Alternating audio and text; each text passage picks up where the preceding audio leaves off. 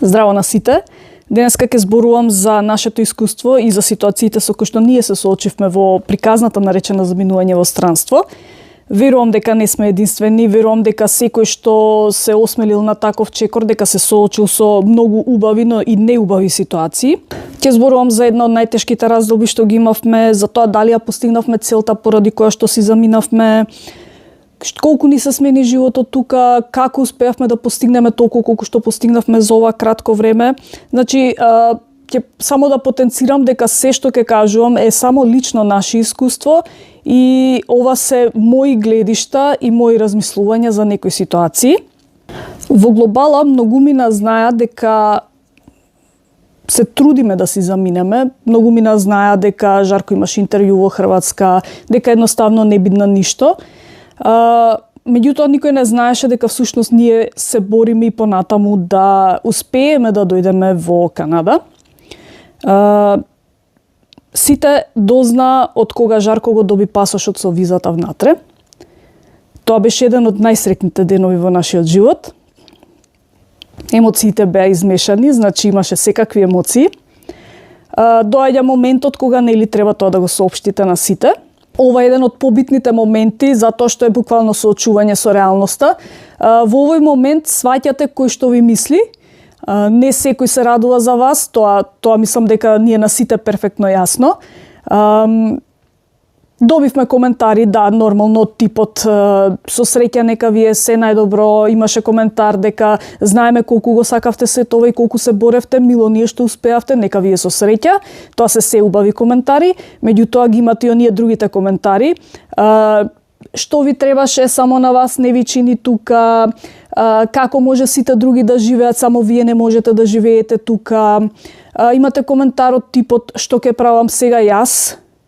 Имате коментари од типот па јас сите се надевав на тебе. И овие коментари всушност доаѓаат од особи на кои што кога сте им биле потребни, сте биле секогаш покрај нив, без збор и без никаков услов. Но затоа кога на вас ви било потребно нешто, кога на вас ви требале да ви се најдат во животот, имале милиони изговори зашто не можат да ви помогнат. Во овој момент треба се да ви биде јасно. Јас за овие негативни коментари сметам само дека излегуваат само од себични особи кои што прво не се срекни со својот живот и не ви посакуваат добро, туку напротив скришно ќе се молат дури да не успеете и ќе бидат првите што ќе бидат најсрекни во тоа. Времето од кога добива Жарко визата до времето на заминување е премногу кратко. Нормално е дека сака да се види со сите пред да замине, меѓутоа во меѓувреме имате уште милион други обврски кои што треба да ги завршите и времето буквално лета. И доаѓа моментот нормално кога треба да замине. Ова беше еден од најболните моменти. Бев навикната дека он оди по патишта, дека не е дома, недела, 2, месец, 2, зависи од турите што ги имаше кога возеше. Единствено нешто што се молев кога не беше дома е само да се врати жив и здрав со оглед на тоа што знам со што се соочуваат шоферите од прва рака на секаде по патиштава и само тоа посакувам да секој се враќа жив и здрав. Разликата тука беше што веќе заминува и не знаеме кога повторно ќе бидеме заедно. И тоа е навистина нешто што е многу тешко.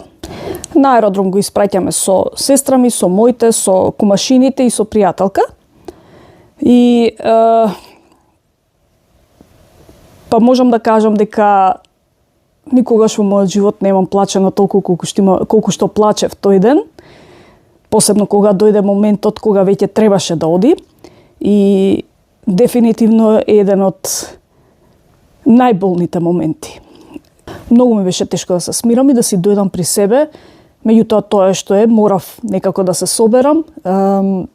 Ова не го кажувам за некој да ме сожалува или било што, ова го кажувам само колку да ја доловам реалноста со која што некои од нас се соочуваат, ако не и повеќето кога заминуваат во странство, затоа што ние и не бевме толку разделени, бевме само некои си 9 месеци разделени, за разлика од некои други кои што знам дека биле многу повеќе и навистина треба многу храброст и многу трпение за да се издржи такво нешто.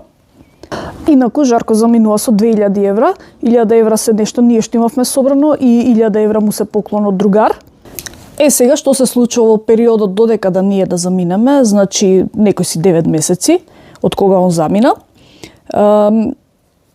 Пристига на аеродром во Монтреал, значи мораше да оди преку Монтреал, затоа што зимно време нема летови до Халифакс, има само летно време, значи или ќе одите Торонто или ќе одите Монтреал, он беше до Монтреал, па потоа за Халифакс.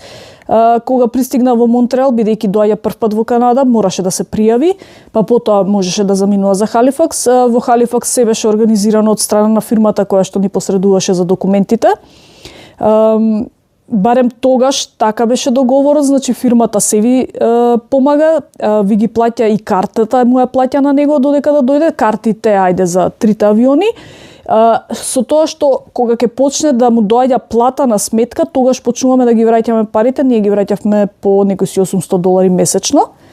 Не ми текна сега колку време, знам дека беше минимум година дена ги враќавме тие пари. Некои си 5-6 месеци он живее буквално во камионот, инаку тогаш возеше камион со 2 приколки, баш како ние што ги има по телевизија, што ги гледате, огромни отворени приколки, што значи дека зиме, лете мора да покрива некогаш робата и тоа е навистина многу тешка работа. Само он си знае како му било, можеби некогаш ќе сака да каже. Меѓувреме се труди да собере пари за возило, собира пари после неколку месеци и купува возило ESIS, тоа значи ESIS го може да начекате возило и да го купите буквално и за пола од цената што моментално оди на пазар ако возилото е регистрирано и со гаранција, затоа што го купувате ESIS, значи го купувате како што е без гаранција и без регистрација. Сега доаѓа моментот кога веќе решаваме дека се е окей, дека веќе може да аплицираме и ние за визи. Меѓутоа, за да го направиме тоа, Жарко мора да има најдено веќе стан. Особа од тука му помага, наоѓа стан и становите тука се буквално немаат ништо. Значи, се е на вас, се треба вие да си купите и не само што требаше се ние да си купиме, туку Жарко мораше да викне и да стават струја. Тоа си беше се наш трошок. Станот беше буквално во подрум. Зградата беше не знам колку години стара. И меѓутоа немавме друга опција, моравме така да направиме. Во меѓувреме почнуваме да продаваме се што може да продадеме, затоа што нормално ни требаат пари за карти. Картите веќе сами си ги плаќаме, картите не кошта некои си 5-6 евра, со тоа што Жарко мораше да купи нели повратна карта, дојде на недела дена. За таа недела дена беше уште поголем хаос, бидејќи повторно нели сакате да се видите со сите, меѓутоа повторно имате уште повеќе обврски што треба да ги завршите и многу сме им благодарни на сите што ни се најдоа во тој момент во врска со документациите и со пакувањето. Бидејќи да не беа тие што ми помогнаа за пакување, не знам како ќе се спакував. И додека Жаре тука се соочува со нова средина, нови правила, нов начин на живот и неговата работа која што како што кажав е премногу тешка, само он си знае како му беше. Јас дома се соочувам со друг многу тежок момент, а тоа е загуба на родител. И бидејќи немав никаква помош, не смеев да си дозволам да жалам. Едноставно морав да бидам храбра и силна и да продолжам едноставно да функционирам, бидејќи немав друг избор. После неколку месеци повторно се соочувам со тежок момент, кога некои луѓе повторно покажуваат колку им значите. Тоа е момент кога носам тешка одлука и тоа е непосредно пред заминувањето. Едноставно момент кога сватив дека некои луѓе колку и да им кажувате дека нешто ви смета, они едноставно не се менуваат. Некогаш не само што не се менуваат, туку луѓето знаат да станат многу полоши кога поминувате преку премногу работи. И решив да си го соочувам својот мир и решив да пресечам. Сега доаѓа моментот кога сите заминуваме. Испраќајќи тоа што се случува после тоа, можеби некогаш ќе снимам некое видео за тоа, ипак не е нешто пријатно за слушање. Патот беше цело патешествие. Заминувавме од Белград, првиот лет ни беше од Белград и го откажуваат. Со самото тоа што го откажуваат првиот лет, ние мора да бараме начин како ќе ги презакажеме сите летови. Меѓутоа успеавме, меѓутоа летот Торонто-Халифакс ни го закажуваат на многу кратко растојание и окей, ни даваат смештај во Белград, преспиваме во хотел. Следниот ден полетуваме веќе, во Хамбург трчаме да го фатиме другиот лет и доаѓаме во Торонто, мора да се пријавиме, како што кажав, бидејќи ние првпат пристигаме во Канада, мора да се пријавиме таму и додека се пријавувавме, не избега последниот лет.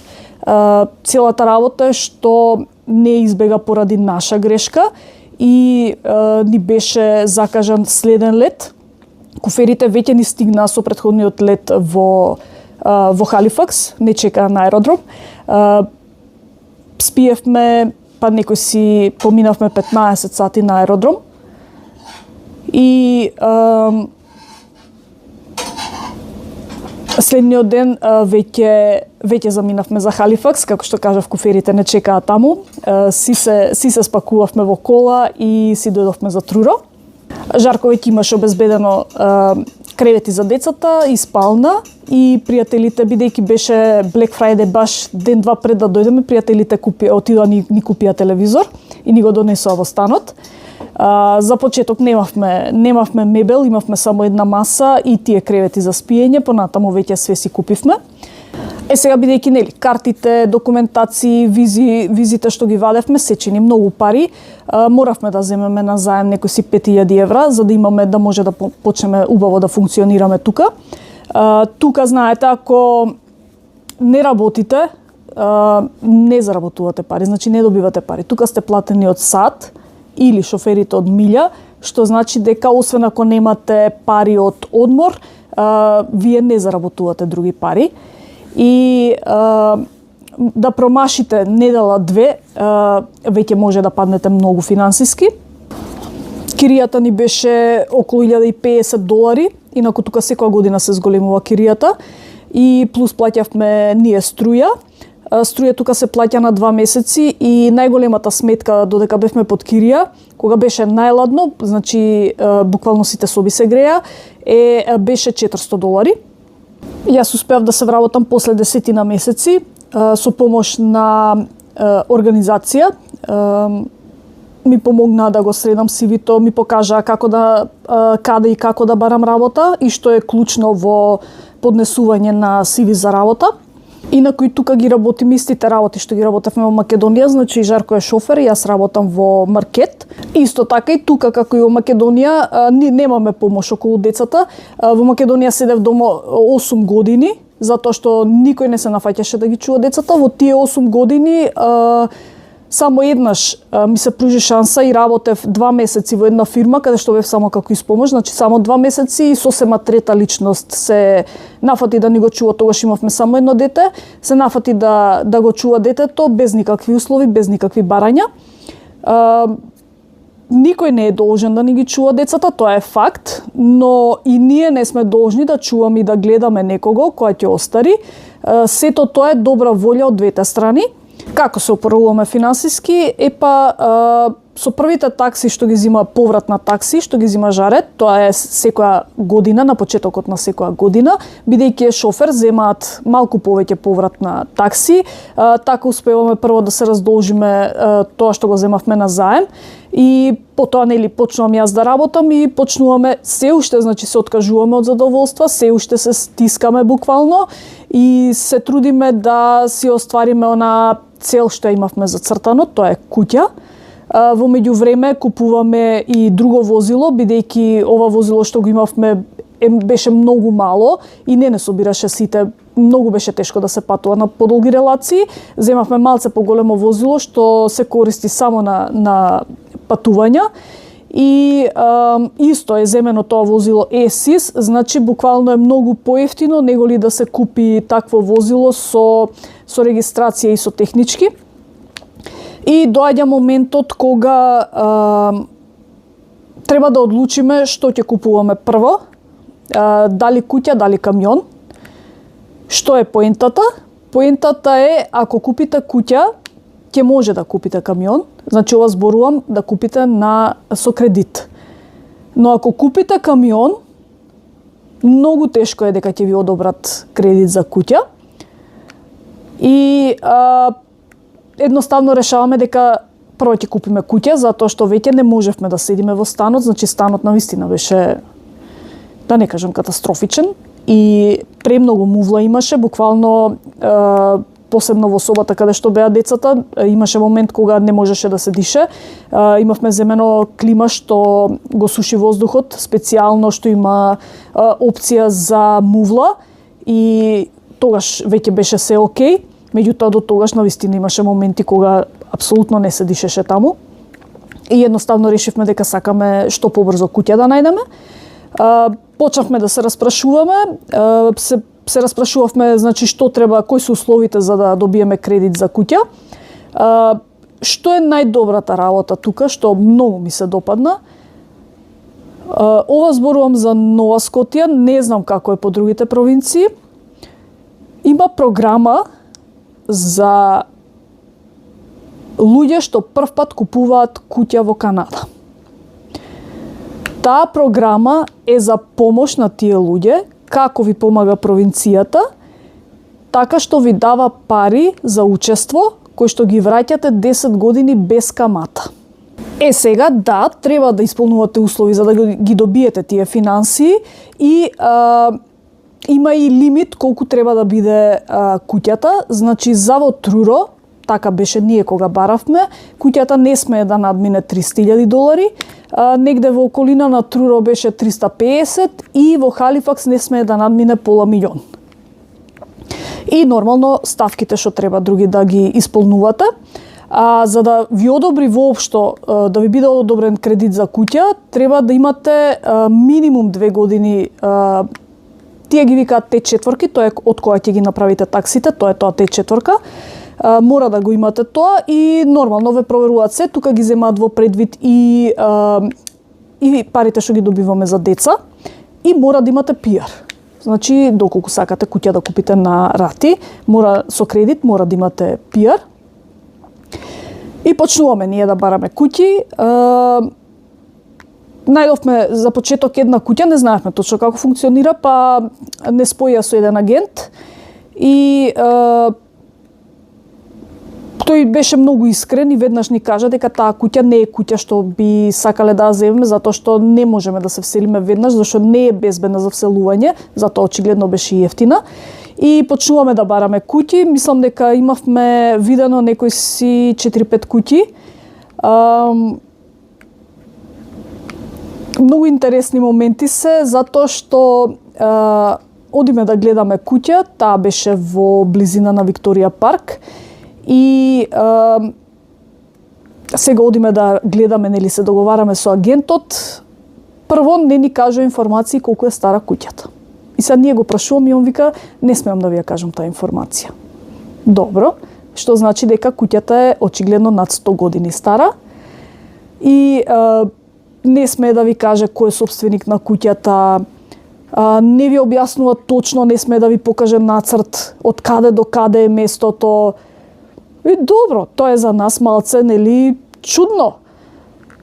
И влегуваме да гледаме куќата, се гледа дека е премногу стара куќа, иако беше на многу убаво место, држеше добра цена, буквално внатре беше полураспадната, имаше весници од праисторија буквално и некои работи под зидовите. Воопшто не поднесовме, воопшто не дадовме понуда за таа куќа. Другата куќа што ја видовме беше окей цена, меѓутоа мораше да се вложува плюс во таа куќа и плюс во разговор со некои канаѓани кои што живеат долги години во Труро, дознавме дека местото не е баш до тој степен безбедно да се седи таму и се откажавме исто од таа куќа. Потоа отидовме да видиме уште 2 куќи и дадовме понуди во тие 2 куќи. Сега што е интересниот момент тука, кога давате понуда и агентот вика понудите одат кај собственикот и кој има дадено најголема понуда, тој сопственикот одлучува нели кој ќе ја земе куќата, меѓутоа никој не ви кажува другиот која понуда е дал. Едната куќа многу ни се допадна, иако дворот беше мал. Едната куќа буквално за неколку илјади долари ни ја зема. Ја прифатиле едноставно другата понуда. И за другата куќа исто беше некоја мала сума на пари разлика. Целата поента е што никој не ви кажува другата страна, например, колку нуди. И не знаете едноставно колку нудите, тоа е тоа. На крај си одлучува сопственикот. И доаѓаме до моментот кога наоѓаме фирма што гради куќи. Нашата цел беше да земеме куќа во која што децата ќе имаат посебна соба, посебни соби ќе си имаат сите и да имаме голем двор. Тоа беше нашата цел. Не сакавме огромна куќа, сакавме некоја помала куќа, ама битно ни беше дворот да биде голем. Одиме во фирмава и прво не прашуваат дали имаме наш плац. Немаме нормално наш плац и потоа ни кажуваат дека они нудат плац и куќа плюс и сето тоа може да ви дојде во пакет. Ни покажа одма каде се наоѓа, што се наоѓа, од каде до каде ќе ви биде плацот, што ќе ви биде. Одма кажавме каква куќа сакаме, веднаш ни покажа моделот на куќата и што и како нели оди сега целата постапка. Овде овие куќи ги нарекуваат мини homes, ова се оние куќи што ги носат на камиони, така и нашата донесена. Инаку имаше опција да земеме веднаш направена куќи, да не чекаме некој си 7-8 месеци, мислам дека чекавме да ни ја направат куќата. Меѓутоа сите куќи што ги има моментално на лагер беа двособни или трособни, што нас не ни одговараше, значи ние баравме 4-собна куќа и моравме да чекаме да се направи. Пред да почнат да ја градат, се договарате значи што сакате да имате во куќата, од каков материјал и така натаму. Основното е нели све вклучено во куќата, се што барате плюс, како што например ние баравме кваките да не бидат округли, туку да бидат оние нели нормални кваки какви што ги имаме и дома. Тоа моравме да го доплатиме. Сега што е многу битно да се знае за онаа помош нели од провинцијата за учеството е тоа дека мора да биде сето тоа префрлено, значи да бидат префрлени парите пред да се потпише финалниот договор. Значи пред оној closing day го викаат тука, пред да се направи сето тоа мора да бидат префрлени парите, затоа што доколку го потпишете тој договор, веќе не се префрлени парите, не можете веќе ништо да направите, ќе мора сами да платите. И конечно доаѓа моментот кога ги добиваме клучевите од куќата и уште еден незаборавен ден, чувството не се опишува, значи конечно успеавме да си купиме наша куќа и мој совет од лично искуство до сите, посебно до младите, нека една соба со купатило на 100 квадрати плац направете си, купете си, ваше да биде, не вложувајте никогаш во туѓо. Без разлика за кого станува збор, немајте доверба во никого, луѓето знаат да бидат многу злобни и себични и секогаш да се трудите да си купите нешто ваше, макар да е само една соба со купатило на 100 квадрати плац. И тука сега доаѓа момент кога повторно малку паѓаме финансиски, затоа што се мора да си купиме ние за дома. Да, веќе имавме поголем дел од работите, меѓутоа моравме да купиме фрижидер, машини за перење, за сушење и такви некои работи. Инаку во стан кога живеете тука под кирија, има само немате машини за перење во станот, него има машина за перење и за сушење за сите станари и плаќате. Ние плаќавме по $2,5 од сушење и $2,5 од перење. Не можете да си ставите вие ваша машина во станот, затоа што немаше опција и не ни смеете да го направите тоа.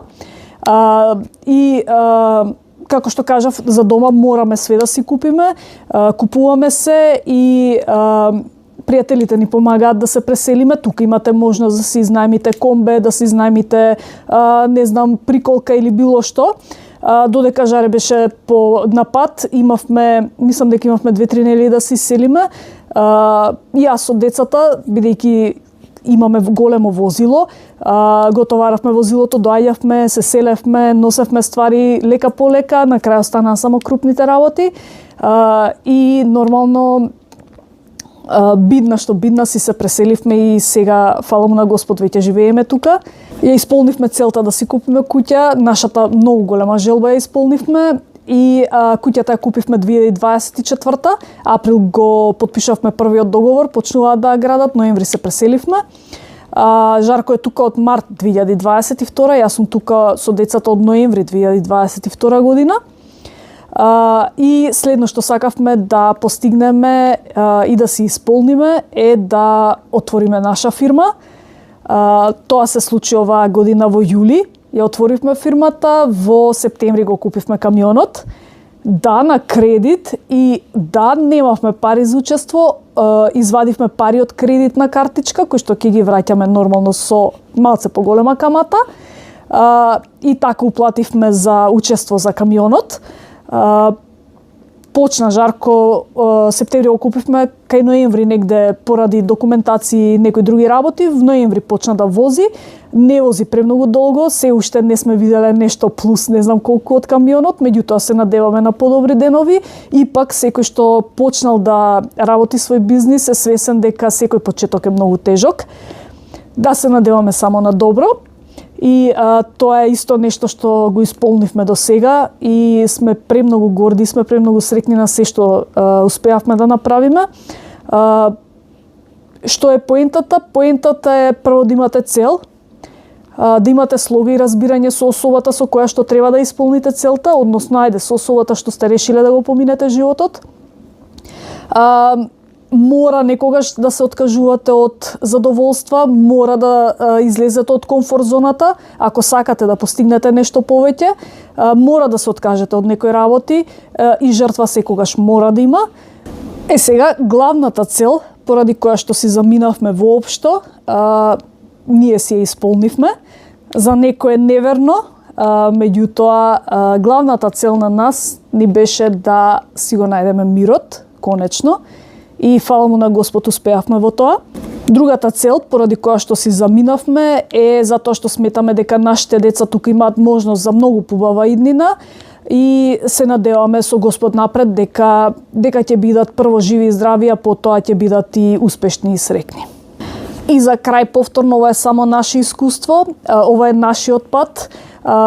Се уште има многу да се кажува. Ипак животот се состои од убави и од неубави работи. Неубавите работи се секогаш тука да не научат на некоја лекција и да ни ги отворат очите. Знаат да бидат и многу болни тие моменти, меѓутоа се е само едно искуство во животот и лекции што мора да ги поминеме и да ги научиме. Поздравче!